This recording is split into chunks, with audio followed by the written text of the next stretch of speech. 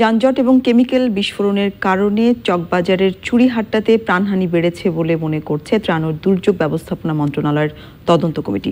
আগামীকাল রোববার মন্ত্রণালয়ে পূর্ণাঙ্গ রিপোর্ট জমা দেবেন তারা।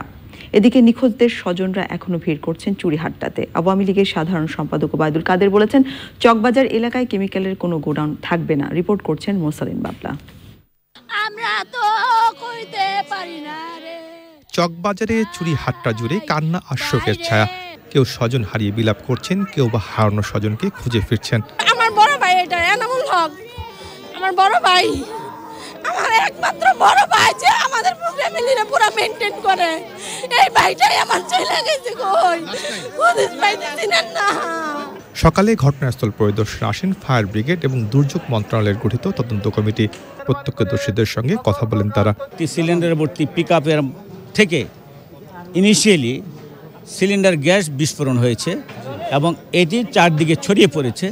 পার্শ্ববর্তী যে হোটেল, যে রাজমহল হোটেল, সেইখানে সিলিন্ডার ছিল এবং এই সিলিন্ডার থেকে এটি আস্তে আস্তে ছড়িয়ে পড়েছে মুহূর্তের মধ্যে। এবং ঘটনাস্থলে আমাদের ৬৭ জন লোক, নিরীহ লোক মারা যায়।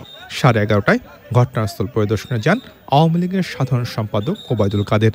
অগ্নিকাণ্ডের পর সরকারের গৃহীত পদক্ষেপ নিয়ে সাংবাদিকদের সঙ্গে কথা বলেন তিনি। যারা নিহত হয়েছে তাদের ব্যাপারে তাদের উদ্ধার করে আত্মীয় স্বজনের কাছে লাশ পৌঁছে দেওয়া, এটা হলো প্রথম কাজ। বার্ন ইউনিটে মৃত্যুর সাথে পাঞ্জা লড়ছে, তাদের সুচিকিৎসার ব্যবস্থা করা। যারা মিসিং, যাদের খোঁজ পাওয়া যাচ্ছে না, আত্মীয় স্বজন আজকে এখানে বিলাপ করছে, সেই মিসিং ব্যক্তিদের খুঁজে বের করা।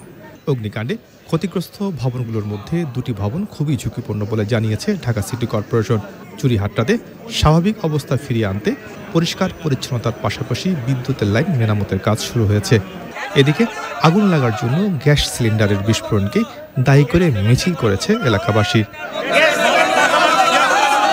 2010 সালের 3 জুন পুরান ঢাকার নিমতলির ট্র্যাজেডির 9 বছর পর আরেকটি ট্র্যাজেডি।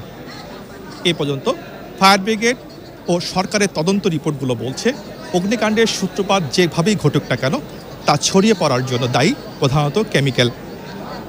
এই এলাকার মানুষরা চান তদন্ত রিপোর্টে যে সুপারিশ মালাগুলো উঠে আসবে তা যাতে আলোর মুখ দেখে এবং বাস্তবায়নে উদ্যোগ গ্রহণ করে সংশ্লিষ্ট কর্তৃপক্ষ। চকবাজারে চুরিহাট্টা থেকে মোরসালিন বাবলা, চ্যানেল আই।